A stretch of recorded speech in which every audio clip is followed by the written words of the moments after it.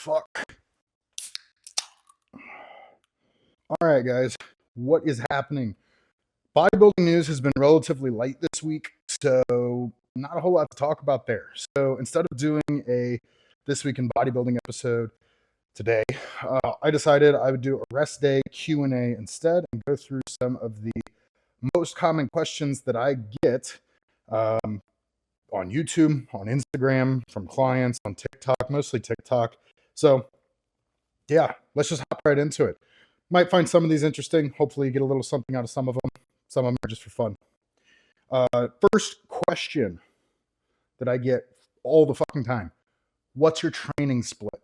Right now, I've changed up my training a bit, and I am doing a 2 on, 1 off. So I train 2 days, I'm off 1 day, and I cycle through. I think it's every 9 days I hit a workout. So I'll do from the start: legs, chest, rest, back, shoulders and triceps, rest, legs, different session, back, rest, repeat. Okay. That puts the emphasis on my legs and my back right now, but still allows me to hit my chest since it has a dedicated day with a lot of volume. I prefer like 1 day of high volume for my chest, and then my shoulders are just kind of on the back burner. They have their own day with triceps because my triceps need their own dedicated day of work. Best time of day to train. So I don't think there's a best time of day to train, like objectively, but I'll say that the best time of day to train is whatever, one, works for your schedule, and two, feels good to you. If you wake up, you have no food in you, you're completely fasted, and you're like forcing yourself to go to the gym on an empty stomach and just waking up just because you think that's what you need to do, but it feels like shit, then you probably shouldn't be doing it. You should probably find another time of day that works better for you, depending again on your schedule. I know a lot of people work jobs that, might be manual labor, in office jobs where you don't have that luxury. But if you do, pick a time of day that works for you and feels best. For me personally, I like to lift after 2 meals. So I'll wake up, I'll, do my morning routine, have my breakfast, and then about 3 hours later, I'll eat my pre-workout meal. And then 2 hours after that, I will start lifting. So I'll be in the gym starting my session 2 hours after I eat that pre-workout meal. So I have 2 meals, and then I lift 2 hours after my pre-workout. That usually means I lift at like 1 to 1:30 p.m., so midday, and that's just what I like best. I find that if I have more food in me, I feel kind of sluggish. I feel a little bit slower going through my lifting, um, and it just kind of bogs me down. If I have no food in me and I just go first thing, I also similarly kind of feel like shit. Um, so yeah, for me personally, best time of day to train, midday after 2 meals. But you might find that you want to have 4 meals in, or you might like lifting right before bed. Not right before, but like in the evening before you come home and go to bed. So just play with it. Find what works for you. There's no like optimal time to train. People overthink things like that, and a lot of it is just personal preference and, again, what works for your schedule. If I had to work a job where I could only lift at 8 p.m.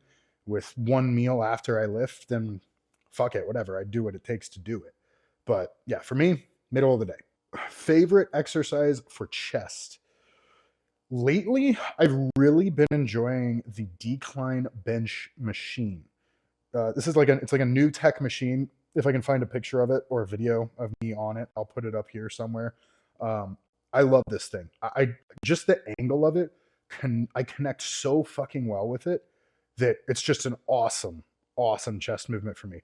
I have always preferred compounds over isolations for chest. I would never say my favorite is like a pec deck or a cable fly or anything like that. I've always preferred just heavy fucking pressing, and that's what I've been doing lately. So that's been my favorite lately. Probably overall, honestly, not even lately. That's probably just my favorite machine I've ever used for chest. Really fucking love that thing. The new tech machine with the rotating handles on it that kind of keeps the elbow tucked as well. It's just a standard flat press, I think, is really good too. But I find that The one I have access to at Torture is a stack loaded version. I think they have a plate loaded one. And the stack loaded one only goes up to like, I think 125 kilos. So it's like super fucking light. Like I just can't get it heavy enough, even with a gym pin, because of how the stack is positioned. But the decline is plate loaded and I fucking love it. When are you competing? I don't have any plans to compete anytime soon. Initially, the thought was to compete next year. And then I talked with my coach to kind of assess why we were doing that, because it's not really my goal. And we came to the decision we don't need to. So we're not competing in 2025. Right now, my goal is grow. My goal is open heavies or super heavies for my first show, and then to continue to grow at the highest level. So it takes time. We're probably looking at every bit of about 3 years from now before I have the size that I want to have to, feel confident on stage and do a show where I want to do a show. And that's an important thing I think people need to remember too. You don't need to just hop into competing. Competing doesn't make you a bodybuilder. Like, yes, it's obviously important to compete as a bodybuilder if that's your goal, but competition isn't what makes you a bodybuilder. It's all the time spent doing everything else that makes you a good bodybuilder. Your stage time is 1% of your time in bodybuilding. The 99% that happens off stage is what matters most. So I see a lot of guys who are so eager to hop into, I want to do a show this year. I have to do a show. And then they diet down for a show. They, get an okay placing, but they're like 170 pounds soaking wet on stage. And after the show, they're immediately like, okay, let's grow. And then in 6 months, they're like, let's get ready for this next show. And they just get into this cycle where year over year over year, they're just competing for the sake of competing without putting in the effort to actually improve themselves. Yeah, they might gain 3, 4, 5 pounds here or there, but they're not putting on significant enough tissue or significant amounts of tissue to actually grow and build their body, which is the goal of the sport. So it's different if you're like a guy who's like, I only want to compete in classic. My weight cap is 185, 187, whatever the hell. And you're close to that or at that, and you're just refining. Okay, sure. You can compete every year and probably still continue to make improvements that you need to make. But for me, that's never been my goal. So it's like, why compete in light heavies when I want to compete in super heavies? There's no point. Best time of day to do your injection doesn't matter. If we're talking about anabolics, doesn't matter. Obviously, if you have like insulin, growth hormone, your pre-workout injection, if you do like L-carnitine, that's all stuff that needs to be timed a little more specifically. Your anabolics, do it at the same time every day or every other day or whatever your frequency is. Just do it at the same time. It doesn't matter when. You can do it before bed. You can do it first thing when you wake up, midday. It doesn't matter. Favorite movie? Fuck, this is always such a hard question. Because when I'm put on the spot, I don't know what the answer is to this. I really like The Witch. I like horror a lot in general. My wife and I love horror. I don't know, man. I'm going to say The Witch, just off the top of my head. Horror movies are great. How much and how quick should I be gaining? Okay. How much you should be gaining? There's so many variables here. I see a lot of people like very hyper fixated on percentages now. They're like, well, yeah, it's stupid to say you should be gaining 1 pound a week because everybody's different. But instead, you should be gaining 1% per week. It's like, I think that's even just as dumb as saying a flat out number, because there's so much individual variability with how much your body needs to grow effectively. So, like, I could say 1%, but for you, that might be too little. You might be leaving some gain on the table. And you could be a person who needs to grow more aggressively, put on a little bit more body fat to actually get the muscular growth that you want to see and that lean tissue growth.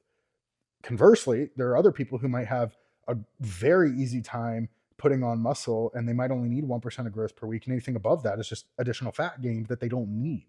So it's really hard to say. You have to figure this out for yourself. And it's always going to be a moving target, because as you get bigger, you're going to probably be able to gain more per week and still maintain relative leanness. So you have to just kind of play with this and use visual analysis rather than these hard set numbers. So many people are trying to break bodybuilding nowadays down into like math and these what's the word I'm looking for? These like criteria you have to hit to have optimal growth or whatever the fuck it might be, rate of loss, growth, health markers, whatever. And there's certain things that, yeah, they do need to fit numerical values, but when it comes to rates of growth, you just have to kind of keep in the core value of, are you getting fat? And if not, keep growing and you're probably doing fine. If you notice that you're gaining body fat too quickly, pull back a little bit. If you feel like you're not gaining weight or maybe you're just not growing like you need to be, you probably need to gain a little more aggressively or more quickly. Not even more quickly, just with more food, just a little bit more aggressively. It doesn't have to be quick. No gain process should be quick. You shouldn't try to make it quick. Take it slow, grow at a rate that's acceptable for you without getting too fat and keeping your health markers in check. And then just keep doing that. Rinse and repeat with mini cuts here and there, and you're good. Favorite music when lifting?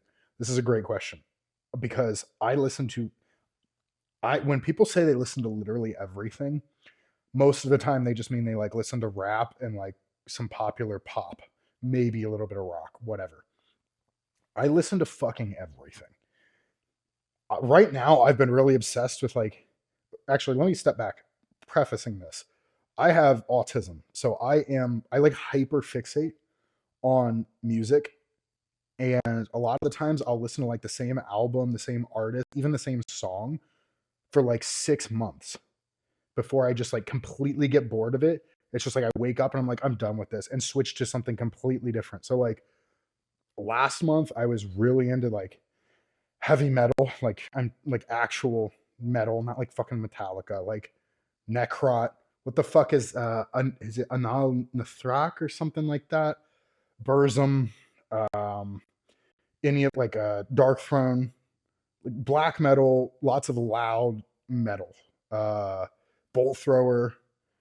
I was really into that. Right now, I'm into the really fucking like new wave niche internet, like chronically online music, Snow Strippers, Two Hollis. I've actually even been listening to rap a little bit lately. Some of the new Denzel Curry, West Side Gun, all that kind of stuff. And when I'm listening to music in the gym, it's not really. I'm not listening. I'm not like paying attention. It's just noise to me, and I'm so focused on the workout. But for me, music is important when I'm lifting, and I do listen to music because it allows me to just zone out and I'm in my own world. When I go into the gym, I put my headphones in. I don't fucking talk to anybody. I'm not one of those guys who floats around and plays social hour. I'm there to work. Favorite food and most hated food.